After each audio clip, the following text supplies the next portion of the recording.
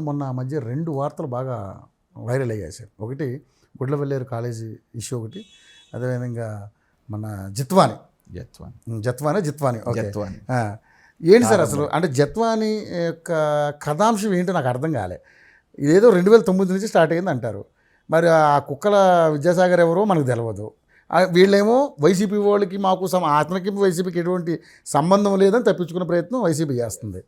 So TDP కావాలనే ఇది కక్షపూరిత రాజకీయాలు ఇవన్నీ మా మీద బురజల్లే కార్యక్రమాలు చేస్తారు, వీళ్ళు మాట్లాడుతున్నారు.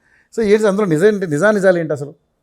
అంటే ఫస్ట్ ఆ కాదంబరి జత్వాని ఎవరు ఉన్నారు కదా, ఆ అమ్మాయి విషయం కనుక తీసుకుంటే చాలామంది జగన్మోహన్ రెడ్డి గారి పాలన స్టార్ట్ అవగానే ఈయన రాజారెడ్డి రాజ్యాంగాన్ని అమలు చేస్తున్నాడు, రాజ్యాంగాన్ని అమలు చేస్తున్నాడు అంటే మాలాంటి వాళ్ళందరం తెలుగుదేశం వాళ్ళు కొంచెం ఓవర్ చేస్తున్నారేమో, ఇంత పటిష్టమైనటువంటి రాజ్యాంగం ఉంటే దీన్ని ఉల్లంఘించి రాజారెడ్డి రాజ్యాంగాన్ని ఎలా ఇంప్లిమెంట్ చేస్తారని అనుకున్నాం. అదే వాళ్ళ తాతగారి రాజ్యాంగం, వాళ్ళ తాతగారి రాజ్యం.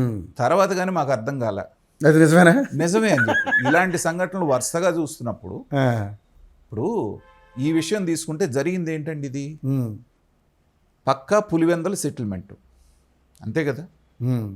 అక్కడెక్కడో జిందాల్ వ్యక్తికి అతనికి ఒక ఫేవర్ చేయటం కోసం, ఎందుకంటే అతని ద్వారా వీళ్ళు ఫేవర్లు పొందుతున్నారు కాబట్టి, కడపలో ఏదో స్టీల్ ఫ్యాక్టరీ పెడతానన్నారు కాబట్టి అది పెట్టింది లేదు, చచ్చింది లేదు, స్టోన్ అయితే వేసి పెట్టారు, అక్కడ వేసి పెట్టారు. సో అతనికి ఫేవర్ చేయాలి కాబట్టి దానికి ఒక బలిపోసు, ఎందుకంటే అతన్ని ఆవిడ ఏదో వేధిస్తోంది కాబట్టి అతన్ని బయట వేయటం కోసంగా జరిగినటువంటిది పులివెందుల పంచాయతీ. రాజారెడ్డి కనుకుంటే అలాంటి పంచాయతీ చేసేవాడు, ఇక్కడ జరిగింది కూడా అలాంటి పంచాయతీనే. కాబట్టి రాజారెడ్డి రాజ్యాంగం అంటంలో ఏం తప్పు లేదు. ఆ కేసును విత్డ్రా చేయాలి అంటే అసలు ఎప్పుడూ ఆంధ్ర రాష్ట్రం ఎలా ఉంటుందో కూడా తెలియనటువంటి ఒక అమ్మాయిని కొండపల్లిలో ఏదో ఒక 5 ఎకరాలు కొట్టేసిందని చెప్పేసిన ఫేక్ డాక్యుమెంట్తో ఒక కేసు పెట్టి, అసలు మనవాడు ట్రాక్ రికార్డు, మనవాడు ఈ పెట్టిన కుక్కల విద్యాసాగర్ భాగవతం అంతా ఫోటోలతో సహా మనం చూసాం. అంటే వైఎస్ఆర్సీపీలో నాయకులుగా ఉండాలి అంటే ఒక క్వాలిఫికేషన్ అనేది అది పెట్టేశారు. ఏదో ఒక సందర్భంలో ఆ ఫోటో ఆ రకంగా దిగాలి అనే మనిషికి అదొక ఫోటో కూడా రిలీజ్ అవ్వాలి. ఫోటో రిలీజ్ అంటే రవి గారు మీరు నాతోటి కూడా ఇలాంటి మాటలన్నీ మాట్లాడిస్తున్నారు. అంటే ఈ విషయం మీద వైఎస్ఆర్సీపీ అనే దానికి, అంటే వైఎస్ఆర్సీపీ అంటే యువజన శ్రామిక రైతు కాంగ్రెస్ పార్టీ కదా, దానికి మంచి అబ్రివేషన్ ఇచ్చారు ఎవరు, మన త్రిపురారి గారు. ఏదది యువజన దాని అంటే శృంగార రసిక చిలిపి పార్టీ. సో ఆయనంత భావుకతతోటి మనం చెప్పలేము, కానీ నిజంగానే అనిపిస్తోంది. ఇవాళ గంటనే ఆయన ఒక మంత్రి, అరగంటనే ఒకళ్ళు, మిగతా ఒకళ్ళు, ఒక ఎంపీ ఒక రకంగా, ఇవన్నీ చూస్తూ ఉంటే చీదరేసి అసహ్యం వేస్తాను. అలాంటి వాడు ఆ అమ్మాయిని అడ్డం పెట్టుకొని వాళ్ళకి కావాల్సిన, పోనీ ఆవిడని తీసుకొచ్చారంటే అర్థం ఉంది, వాళ్ళ ముసలి తల్లిదండ్రులని అందరినీ కలిపి తర్వాత 2వ తారీఖు ఉదయం 6 గంటలకు కేసు పెడతారంట, మధ్యాహ్నానికి ఏమో సెర్చ్ వారెంట్ తీసుకుంటారు మ్యాజిస్ట్రేట్ దగ్గర నుంచి, సాయంత్రం ఫ్లైట్ ఎక్కి బాంబే వెళ్ళిపోతారు. వెళ్ళిపోయి వాళ్ళని అక్కడ నుంచి లిఫ్ట్ చేసుకొని ఇల్లంతా చిందరవందర చేసి వీళ్ళకి కావాల్సిన డాక్యుమెంట్లు అన్నీ తీసుకొని బాంబే నుంచి వీళ్ళు కారులో తీసుకొచ్చారంటే అందుకు 3 రోజులు పట్టిందని 6వ తారీఖు నాడు ప్రొడ్యూస్ చేస్తారు. తిట్లు తిట్టింది ఆవిడ, జడ్జి బెయిల్ ఇచ్చిన ఆవిడ. బెయిల్ ఇచ్చిన వాళ్ళు ఎవరో జడ్జి ఉన్నారు కదా, పిచ్చి తిట్లు తిట్టారు. అసలు అమ్మాయి ఎప్పుడైనా ఆంధ్రాతో పరిచయం ఉంది, అసలు సౌత్ ఇండియానే పరిచయం లేదు. కానీ ఇక్కడ ఇంకో కొత్త అంశాలు వస్తున్నాయి సార్. ఇది ఈ సంవత్సరం 2024 ఫిబ్రవరి 2వ తారీఖునో 6వ తారీఖునో 2వ తారీఖు అక్కడ మన ఇబ్రహీంపట్నంలో కూడా కేసు నమోదు చేశాడండి. ఇదే కుక్కలు చేశాడు. ఇబ్రహీంపట్నంలోనే నమోదు చేసింది.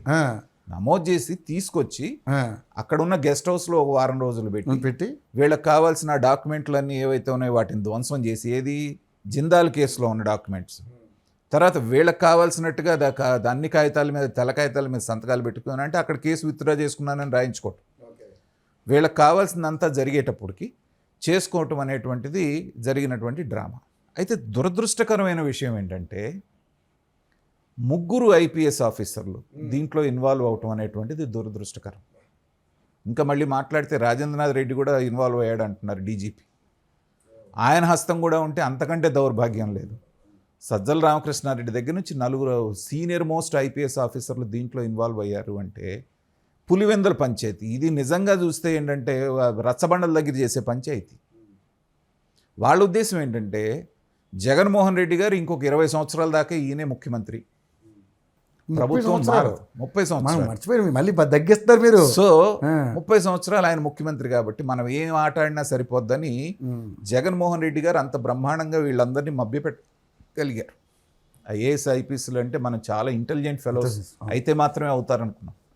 అలాంటి వాళ్ళని కూడా గతంలో చూసాం. ఇప్పుడు అందరిని బురిడి కొట్టించాడు ఆయన బ్రహ్మాండంగా. జవహర్ రెడ్డి గారు, ప్రవీణ్ ప్రకాష్ వీళ్ళందరూ ఎలాంటి ఆఫీసర్లు అండి. చంద్రబాబు నాయుడు గారు ఉన్నప్పుడు జెమ్స్ లాగా పనిచేశారు. అలాంటి వాళ్ళను కూడా భ్రష్టు పట్టించి వాళ్ళని ఒక రకంగా ఏంటంటే హిప్నటైజ్ చేశాడు. ఉండేది మనమే, నేను చెప్పినట్టు విన్నారా, మీ ఇష్టం వచ్చినట్టు ఆడొచ్చు, లేదంటే ఏబి వెంకటేశ్వరరావు బట్టిన గతి పట్టుద్ది, ఇది కావాలో అది కావాలో తేల్చుకోండి అన్నాడు. చచ్చినట్టు అందరూ కూడా ఈయన చెప్పినట్టుగా చేయటం మొదలుపెట్టారు. అజయ్ కల్లాం లాంటి సీనియర్ ఆఫీసర్ కూడా నిజంగా మొన్న ఎక్కడో ఇంటర్వ్యూ చూశాను, సెక్రటరేట్ అనేది రాష్ట్రానికి అవసరం లేదంట, రాజధాని అనేది అవసరం లేదంట. ఇలాంటి మాటలు అజయ్ కల్లాం లాంటి వ్యక్తి మాట్లాడుతున్నాడు అంటే జగన్మోహన్ రెడ్డి గారి ప్రభావం అంత సీనియర్ ఐఏఎస్ ఆఫీసర్ల మీద ఎంతగా ఉందనేది మీరు ఆలోచించుకోవచ్చు.